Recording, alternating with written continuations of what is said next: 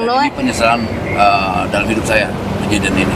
Bang Noel, kan dibilangnya gentle, kok di rumahnya ada handphone di atas plafon tuh ceritanya gimana Bang Noel tuh? Bantu saya.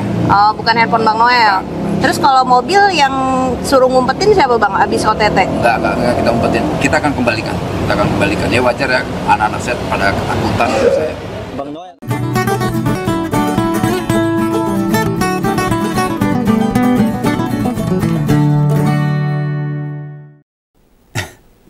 Begawan sementara tidak ngupas masalah demo, bosan aku. demo tok. Topik soal demo tak tinggal gese. Lho mergone apa? Wis diewake ya ngono ae. Sikap negara sama parlemen ya gak signifikan merespon tuntutan publik. Malah tuntutannya berbelok arah.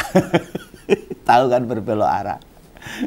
Ya antara tuntutan ke pemerintah dan DPR tentang meminta keadilan, tapi berbelok karena ada salah satu saudara kita ojol yang kelindes kendaraan polisi. Yang akhirnya justru yang muncul sekarang yang besar itu tuntutan para ojol. Ya enggak apa-apa, semuanya perlu kita perjuangkan. Dan sekarang ya jadi aneh itu. Lalu yang mungkin paling cetok yaitu soal tambahan tunjangan perumahan anggota DPR itu yang digugat pertama kali. Yang disebut dapat 50 juta per bulan. Sekretariat Jenderal DPR mengatakan tunjangan itu terakhir diberikan 31 Agustus. Ya semoga itu benar, tidak diuangkan dengan ganti nama. Itu loh pertama yang digugat. Perkara lain yang terkait demo itu sehingga terjadi rame ini. Ya terima kasih pada PAN sama Nasdem yang meminta supaya gaji anggota dewan yang dinonaktifkan itu untuk tidak dibayarkan. Jadi nek nonaktif ya harus dibayarke, tapi kalau ada keputusan seperti itu aku paham sih. Moga-moga bener. Status nonaktif dalam keanggotaan DPR kan yang memang nggak ada. Beda dengan aturan ormas. Bisa jadi pengurus nonaktif. Masalahnya nek ormas ra digaji. Mau aktif mau nonaktif ora masalah.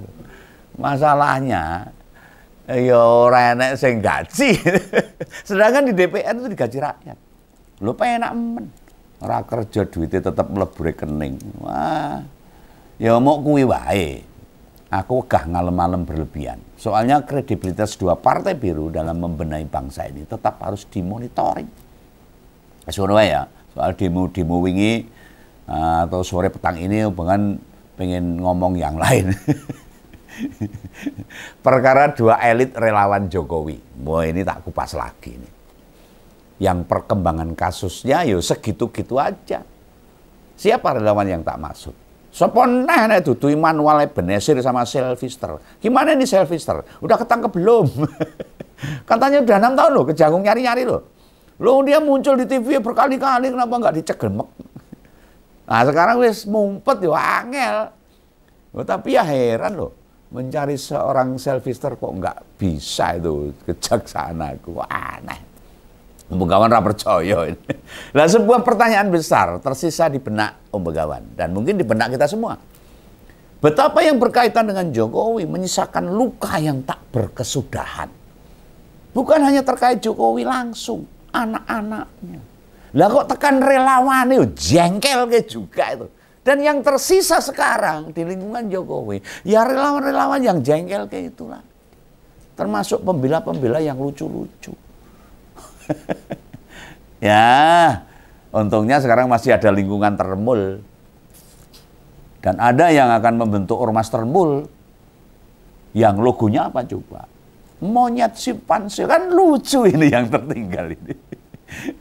Lah iya tuh. Negara itu seolah ada di ketiak atau diinci karo wong-wong di seputaran Jokowi aja. Ini iki ya do meneng kabeh pendukungnya. Belas renek suarane. Ketika orang-orang di sekitar Jokowi terkena masalah, mereka tidak terganggu dengan keresahan publik. Mereka tidak mau tahu dengan apa yang dilakukan Noel. Mereka tidak mau tahu dengan kendablekan Sylvester yang harusnya masuk penjara. Dalam 3 tahun belakang ini, jelang proses pergantian pemimpin, sampai masuk 1 tahun hampir 1 tahun lah pemerintah yang baru ini. Isinya mau apa ya? Marahi umum dengan hati. Hati ini banyak gampang terbakar lah masyarakat. Yo lagi sekarang ini loh punya presiden baru, nggak ada suasana yang bikin rakyat kecil iso guyu ini baru sekarang ini. Loh kalau Begawan sedih, senang ya ketawa aja loh Begawan. Dalam perkara apapun, baik ekonomi, apapun lah, termasuk korupsi, ketidakadilan, kolusi, perilaku aparat, termasuk anggaran negara, hampir semuanya bikin merah wajah rakyat. Dan dampaknya rakyat sing rekoso. Pejabat enggak. Malah joget-joget itu. Nah oke lah, kita akan coba membicarakan soal Noel dulu. Immanuel Ebenezer. Ini saya juga agak sedih sebenarnya. Namanya Immanuel, itu artinya Tuhan beserta kita. Ini kok malah blasak-blasak ini. Soalnya dia barusan diperiksa lagi di KPK. Diperiksa mana itu? Tidak hanya itu, dia ya sebelumnya pejabat, wakil menteri, sekaligus bekas ketua relawan Jokowi Mania. Terus pindah ke Prabowo Mania. Usai beberapa hari dekem ning tahanan. Yo kayaknya wis mulai terbiasa ditahan untuk menyelesaikan diri. Menyelesaikan diri buat apa? Yo gawe main drama, tidak mau ngomong sesuai fakta. Raut wajahnya wis jauh dari kesan menyesal, apalagi tobat. Seperti ketika dia menangis dengan tangan terbokol dan minta amnesti itu. Dia mulai masuk untuk mempermainkan kasus ini. Kelihatannya ini. Saya nggak nuduh loh. Dari mana kesimpulan ini tak tarik? Ya dari pernyataan-pernyataan terakhir dia. Pas ngomong ke wartawan. Bar diperiksa wingi karo KPK itu. Dia seolah membangun kepercayaan dirinya lagi. Membangun kepercayaan diri itu penting. Tapi dalam subjektivitas Om Begawan, nerap kene sing kleru.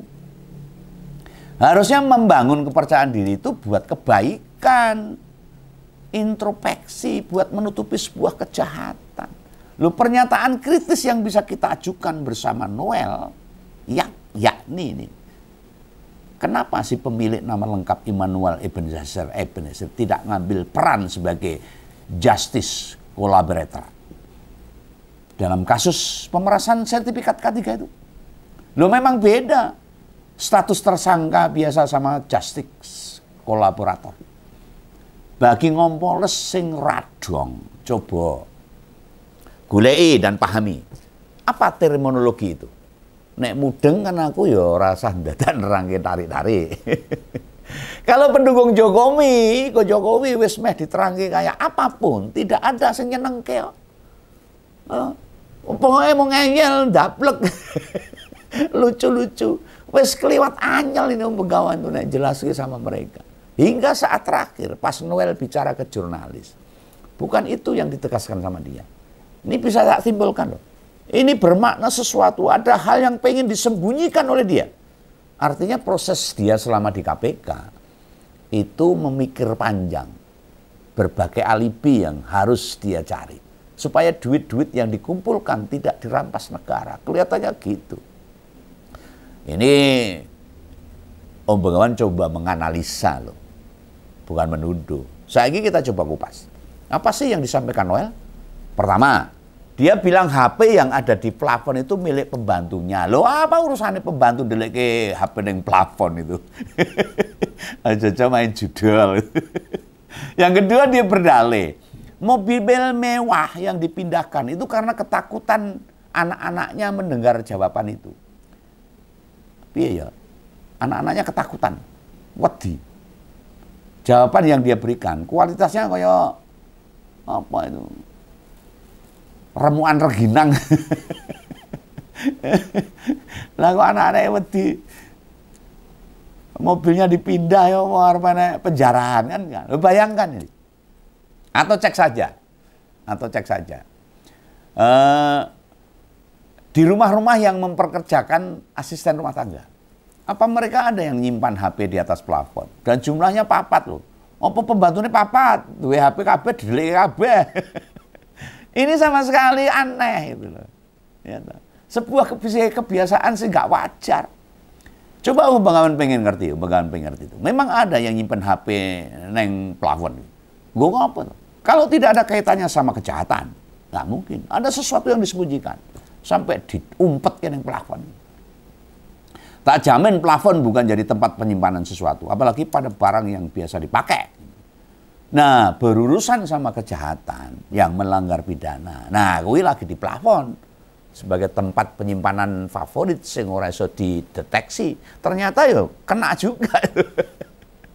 Lah ngapa ora dipedem sisan wae, ora mungkin ketemu. Bagi yang terbiasa nonton acara TV 86 itu. Yang lihainya dari aparat atau berita kriminal lah. Plafon adalah sasaran pertama. Aparat keamanan buat nyari barang bukti, bahkan tidak jarang nyari persembunyiannya pelaku. Karena yang neng plafon. Dijebol tuh plafonnya itu.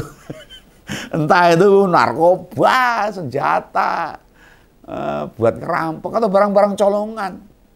Tekan sing ora genah deleke neng plafon itu. Lah gendeng tenan. Ya mau kono di plafon itu tempat yang paling aman kelihatannya.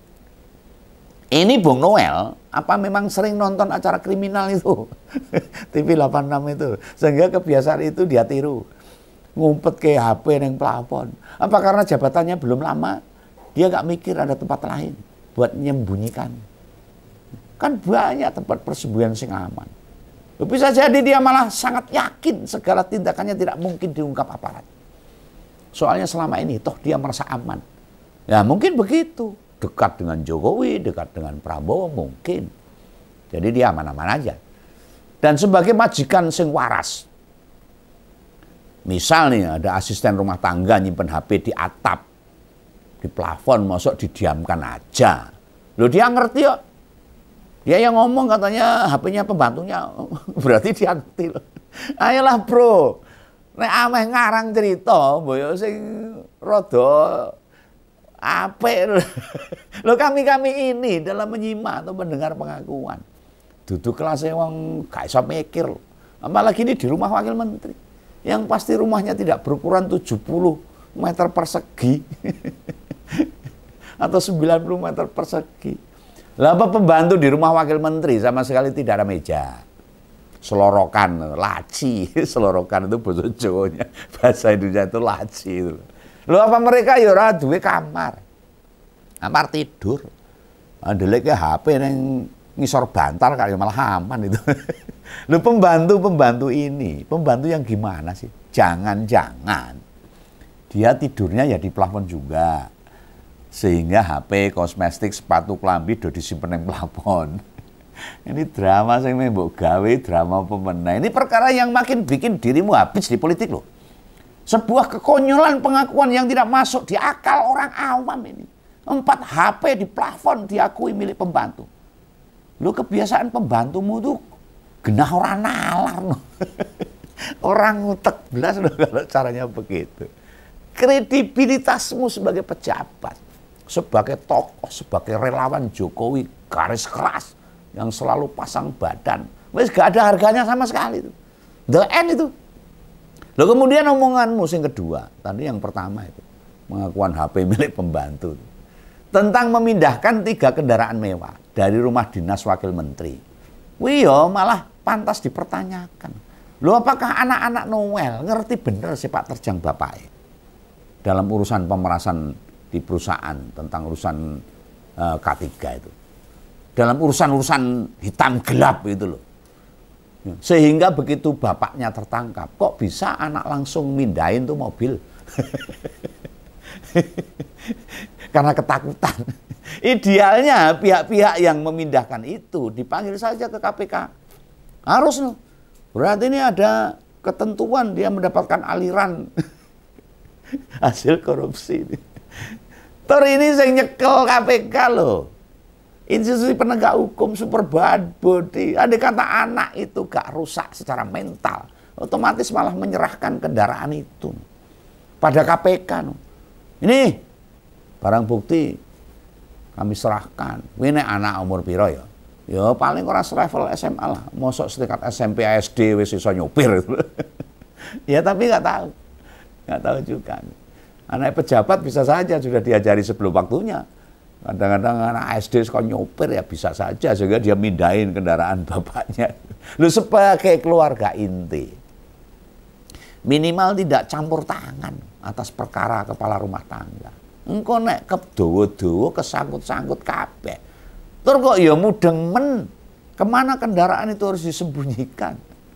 Apa sebelum kejadian harus diajari sama bapaknya? Diselaskan bila ada sesuatu dia mesti ngapain apa gitu. Ini prediksi kawan aja orang nuduh. Nah, tidak diajari jahat. Loh apa bapaknya wong lurus? Tuh mobil mewah tidak dipindahkan kemana-mana. Faktanya tidak begitu. Ya.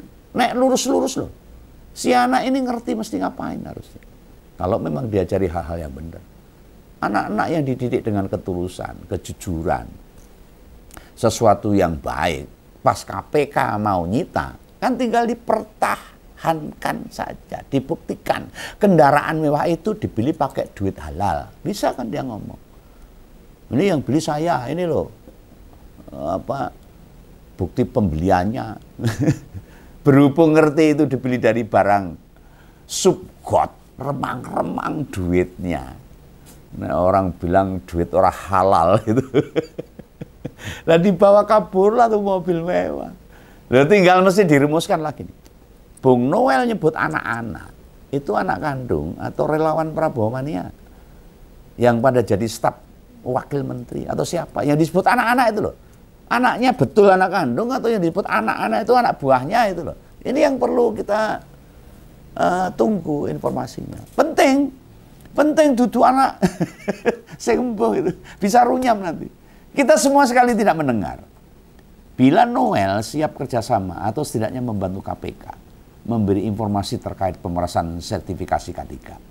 Loh ini kena cetak welo-welo. Dia ngeles sana sini waktu dikonfrontasi. Apakah mengenal si otak pemerasan? Sultan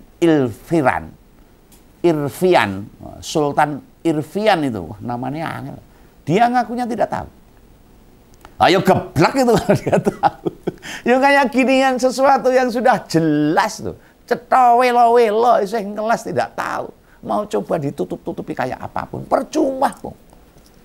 Anda tidak mengaku, yang lain mengaku, bukti akan bicara. Nah, kedua, kalau tadi si Noel, relawan Jokowi, garis keras. Sekarang kita bicara relawan Jokowi yang kedua ini. Ini juga garis keras banget ini. Kita bicara soal Sylvester Matutina, relawan Jokowi kedua ini, yang tetap gak bisa dieksekusi sama kejaksaan. Lu belum lama usai PK ditolak oleh pengadilan. Kejaksaan Agung sudah memerintah. Kejaksaan Negeri Jakarta Selasa nguber nangkep dan jebluskan neng tahanan. Lu sampai hari ini kita tidak pernah mendengar apa hasilnya. Piye ngerti ya modelnya Sylvester ngono. Padahal Kejaksaan Agung sudah mengatakan loh ini baru dicari nih. Belum ketemu loh, masa golek Sylvester aja nggak bisa. Aneh loh. Loh otomatis bila dikaitkan dengan beragam persoalan yang mengemuka sama demo-demo yang beberapa hari lalu delidir orang rampung-rampung ini. Ini jane negara atau pemerintah itu mau bikin bener apa mau bikin nyungsep bareng-bareng negara. Loh hebatnya apa sih seorang Sylvester itu? Hanya seorang relawan Jokowi. Apa yang membuat dia kebal eksekusi? Apa yang membuat dia sesakti itu? Nggak bisa ditangkap oleh Kejaksaan Agung. Sudah banyak yang bilang loh, banyak yang bersuara. Sekelas relawan yang sama sekali tidak ada kontribusinya buat Ibu Pertiwi ini. Nggak bisa dipenjarakan. Ada apa? Jabatan resminya mau ketua relawan Solmed. Solidaritas Merah Putih. Dulu relawan pendukung Jokowi. Tahun wingi gantian dukung Prabowo. Selevel ketua relawan nggak bisa berurusan dengan hukum. Gimana dengan yang lain? Kita ini memang bangsa yang bodoh kelihatannya ini. Yang nggak mau belajar pada sejarah bangsanya sendiri. Lali dengan sejarah kita. Ini kok ameh maju itu. Maju kemana? Jemplung jurang ini.